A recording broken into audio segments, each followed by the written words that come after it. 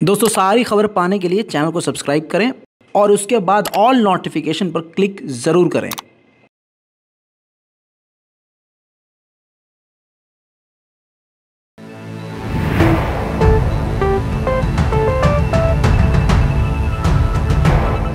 सलाम, नमस्ते, सत श्री अकाल। मैं हूं रज़ा और आप देख रहे हैं रज़ा ग्राफिक इंटरनेशनल प्राइम टाइम, जिस रिपोर्ट के अंदर दुनिया की सिर्फ बड़ी बड़ी खबर आपको जो आपके लिए बेहद ज़रूरी है वो मैं आपको दिखाता हूं। इस रिपोर्ट की सबसे पहली और बड़ी खबर यह है कि चीन हथियारों की दिशा में बहुत तेज़ी से उन्नति कर रहा है। ये सारी दुनिया को पता चल चुका है।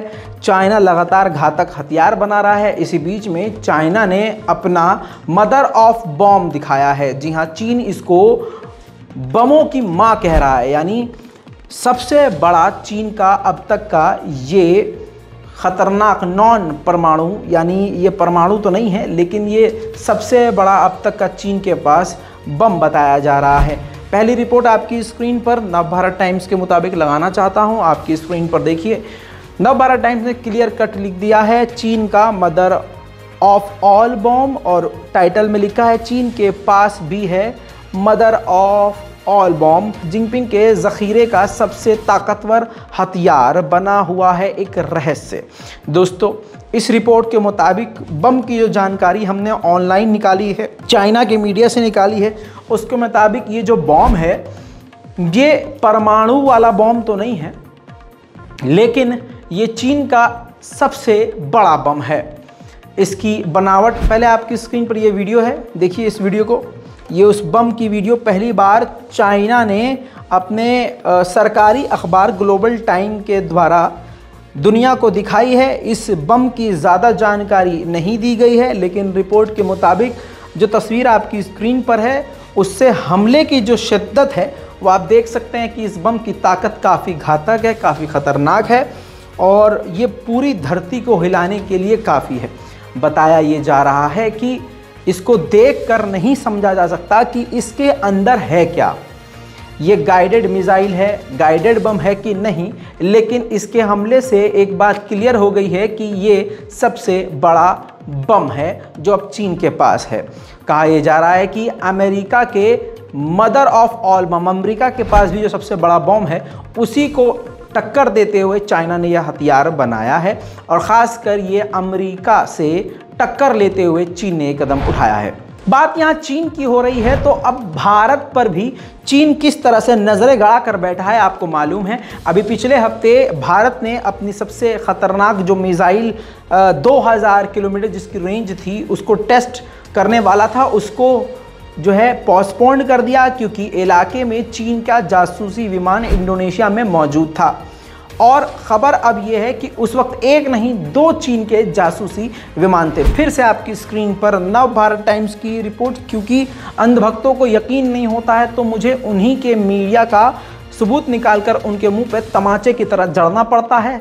टाइटल को पढ़िए, चीन ने एक नहीं दो जासूसी जहाज़ों को हिंद महासागर में भेजा, भारत अटल मिसाइल टेस्ट से देगा करारा जवाब। जो मेन पॉइंट है जो नवभारत टाइम्स ने बताया है कि भारत और चीन के बीच हिंद महासागर तनाव का बड़ा केंद्र बनता जा रहा है। चीन का एक और जासूसी जहाज़ अब हिंद महासागर में पहुंच चुका है, यानी पहले एक था अब दूसरा और आ गया है। इस जहाज़ का नाम युआन वांग 5 है जो अभी हिंद महासागर में दाखिल हुआ है। दोस्तों, लगातार भारत के जो रक्षा तंत्र हैं और जो हथियार हैं उस पर चीन नज़र बना के बैठा हुआ है। अब यही बात मैं बोलता तो मोदी जी के भक्तों के पेट में तकलीफ़ हो जाती। हालांकि मोदी जी कई बार ये बात बोल चुके हैं और कई बार उन्होंने बोला कि लाल आग दिखाएंगे, एक के बदले 100 सर लाएंगे। यहाँ पर कहानी उल्टी पड़ती हुई नज़र आ रही है। भारत को चीन के इन दोनों कमबख्त जहाज़ों की वजह से अपने मिसाइल टेस्ट को पोस्टपोन करना पड़ रहा है। अब इसको यही कहा जा सकता है, कल एक जहाज़ था अब दो जहाज़ हैं और दोनों इंडोनेशिया में हैं, भारत के बेहद करीब हैं। भारत उसको इंडोनेशिया से निकलने के लिए नहीं बोल सकता, क्योंकि भारत का कानून इंडोनेशिया के समुद्री इलाके में नहीं चलता। तो ऐसे में आप समझ सकते हैं कि भारत को मिसाइल टेस्ट करने से एक तरह से रोक रहा है। दूसरी तरफ अगर भारत मिसाइल टेस्ट कर लेगा तो उसकी सारी जानकारियां चुरा लेगा चोर चीन। बात चीन की हो रही है तो चीन की एक और चाल सामने आई है। यह बात मैं आपको पहले बता चुका था, लेकिन अब चीन ने जो खामोशी से और अवैध रूप से गैरकानूनी तरीके से अलग अलग देशों में अपने पुलिस स्टेशन खोले हैं, अब उन मुल्कों के नाम सामने आए हैं जहां पर चीन ने अपने अवैध गैरकानूनी तरीके से पुलिस स्टेशन खोले हैं, जिसमें कनाडा है, नेदरलैंड है, आयरलैंड है, नाइजीरिया समेत 21 देशों में चाइना ने चुपके से गैरकानूनी तरीके से अपना पुलिस स्टेशन खोला है। आपको बता दूं कि दो इसके मकसद हैं। एक तो चीन का यह मकसद है कि जो विदेश में चाइनीज़ लोग रहते हैं उनको किसी भी तरह से चाइना वापस ले जाना, वापस भेजना। दूसरा जो मेन मकसद है कि विदेश में रहकर जो चीन की सरकार के खिलाफ चाइनीज़ बोल रहे हैं, शी जिनपिंग के खिलाफ बोल रहे हैं, उनको डराना, धमकाना, उनको गिरफ्तार करना, उनको डिपोर्ट करना, उनको हर तरह से टॉर्चर करना, ये इस अवैध पुलिस स्टेशन का मकसद है। उधर ताइवान की प्रेसिडेंट ने कहा है कि चीन का हमला होना बहुत ही अब संभावित है, कभी भी हमला कर सकता है। हमें मालूम है कि चीन इसकी तैयारी कर चुका है और ये कभी भी हमला हम पर कर सकता है। वहीं दोस्तों शी जिनपिंग से बाइडेन ने खुद पैगाम देते हुए बड़ी बात कही। चाइना को बाइडेन ने कहा है कि नॉर्थ कोरिया जो लगातार मिसाइलों का टेस्ट कर रहा है, इसको आपको भी मिलकर रोकना होगा, क्योंकि अगर नॉर्थ कोरिया इसी तरह से मिसाइलों का टेस्ट करता रहा तो उन इलाके में, जिस इलाके में आप भी आते हैं, उन क्षेत्रों में अमेरिका की सुरक्षा और अमेरिका की मिलिट्री और नेवी बढ़ जाएगी। इससे फिर बाद में आपको ऑब्जेक्शन भी होगा। वहीं दोस्तों भारत का भौकाल कुछ इस प्रकार से है कि अमेरिका कल तक भारत को दबा रहा था, धमका रहा था, डरा रहा था, पाबंदी लगाने की बकैतियाँ मार रहा था, लेकिन भारत न झुका न रुका। उसने रूस का खुलकर साथ दिया। अब उसके बाद अमेरिका के तेवर इस हद तक बदल गए हैं कि आपकी स्क्रीन पर यह एक्सक्लूसिव तस्वीर देखिए। अमेरिका की ट्रेजरी मिनिस्टर जो हैं वो यहाँ पहुँची हुई हैं, काफ़ी बड़ी मिनिस्टर आप जानते हैं। अब इन्होंने कहा है भारत में आके कि भारत रूस से चाहे जितना मर्जी तेल ले, उस पर कोई पाबंदी नहीं है। अभी और रुकिए, आगे उन्होंने ये भी बोला कि भारत रूस से जो तेल लेगा उस पर कोई भी प्राइस कैप नहीं है, जितने मर्जी में तेल ले, रूस से चाहे सस्ता ले महंगा ले, कोई भी उस पर पाबंदी, भारत पर पाबंदी नहीं है। कमाल की बात। ये देखिए यहाँ पर आपको समझ में आएगा कि हमारा भारत कितना मजबूत है।